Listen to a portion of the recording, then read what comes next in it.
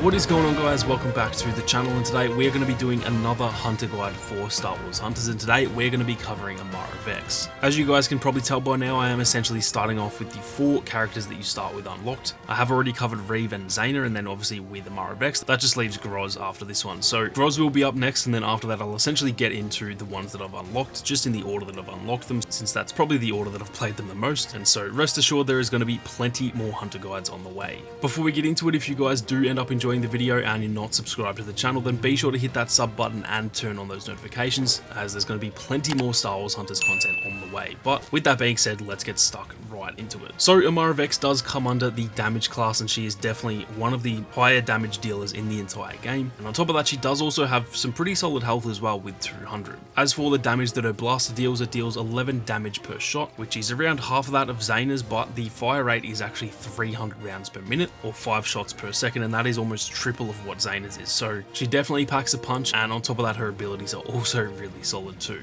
Now, she covers 100 meters over 17.64 seconds, which is definitely a little bit slower than both Zaina and Reeve. So far, she is actually the slowest character that we've covered, but in the grand scheme of things, compared to all 10 hunters in the game, she is actually relatively fast. And when it comes to her jump, she does just have a regular jump, but keep in mind she does have the grapple hook. Which pretty much allows her to get to anywhere that Zaina can get to with her high jump. Now, something else to keep in mind also is that her passive ability is called Enhanced Targeting, and this means that when an enemy gets to a third of their health or below, she actually deals 14 damage per shot instead of 11. So essentially, when your enemies are low health, she will be even more efficient at dealing damage. Now, moving on to her ability, she does have some pretty solid abilities in my opinion. The first one is called Grapple, and like I said before, this allows her to essentially just grapple to ledges. Her and Zaina are currently the only two who can actually get on top of those ledges, and although Zaina's is passive, it can only be used from close range obviously, but with Amara Vex's grapple ability, this has a distance of 30 meters, so you can actually grapple onto ledges 30 meters away, and it only has a 12-second cooldown as well. So in my opinion, this is definitely one of the more useful abilities in the entire game. Her next ability is called Tracking Scan, and this pretty much just shows all the enemies on the map. Now, I actually initially thought that it had a sort of distance limit to it, and I believe that it does, but I think it's actually pretty much too far that there's not that many maps in the game that it's going to not show anyone. So in pretty much all of the control maps, for example, I think they're all small enough that you can just scan the entire map. I think on escort maps, for example, that won't show the full distance, so I was essentially unable to test that, but pretty much on all of the regular sized maps in the game, you're going to be able to scan essentially the entire map. Now, the scan lasts for 5 seconds, which is definitely pretty solid, and then the cooldown is 20 seconds, which is definitely a little bit on the longer side, but obviously if this was available all the time, it would be definitely a little bit overpowered.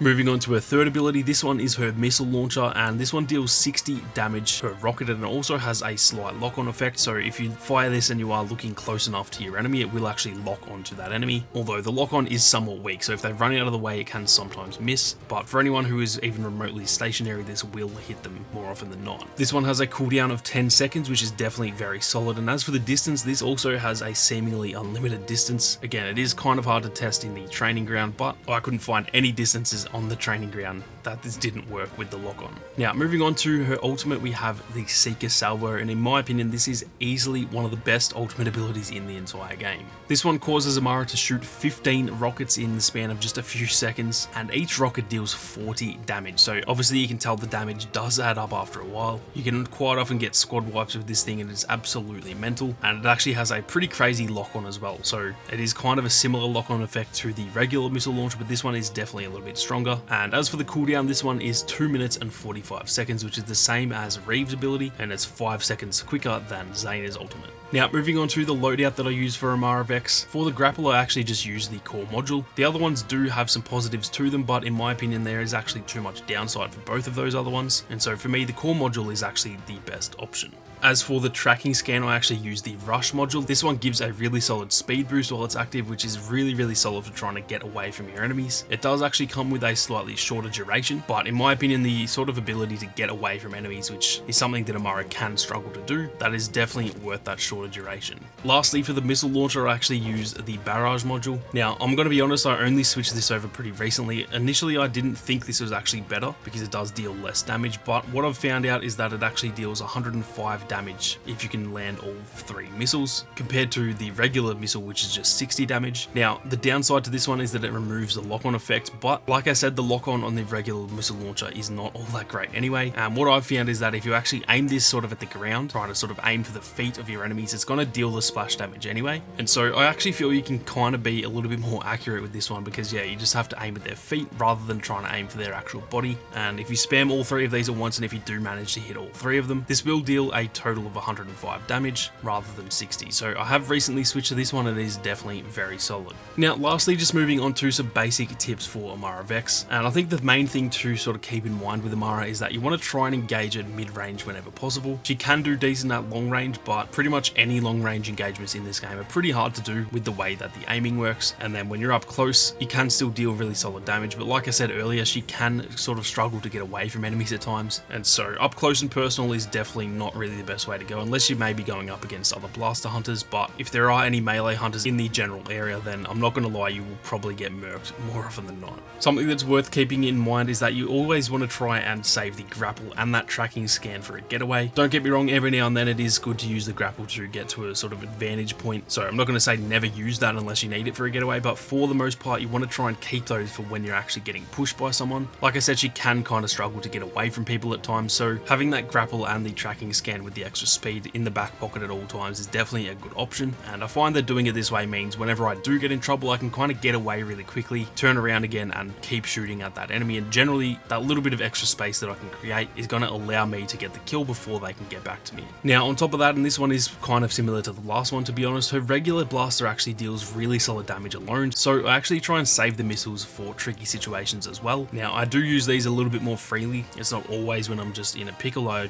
do try and just use these to deal a bunch of damage as well. But for example, if Reeve is rushing at you and you can deal 105 damage instantly, then having all 3 of these in the back pocket is definitely very handy. And so yeah, it doesn't mean don't ever use them. It is always good to try and use those missiles and try and just rack up a bunch of kills, but whenever possible, do try and save some of these, at least so that if someone is rushing you, you can try and take them out. And if you combine that with, you know, the grapple and the tracking scan, like I said, you can sort of deal a bunch of damage to them, then quickly get away, and the enemy is all of a sudden going to be in a very tough situation. Now, the last tip, which is a very quick one, is that the headshot damage for Amara Vex is absolutely dominant. As far as I can tell, it deals essentially the same ratio as everyone else in the game, but with how much damage you deal already, and then also the speed of her blaster in terms of the rate of fire, you can genuinely wipe out characters like Roz, for example, in just a matter of seconds if you do land a bunch of shots to the head. And so I would definitely recommend to pretty much always try and go for the head. Obviously at sort of mid to long range it can be a little bit harder to do, but if you're within close range of an enemy and you think you can land some headshots, then definitely try and do so.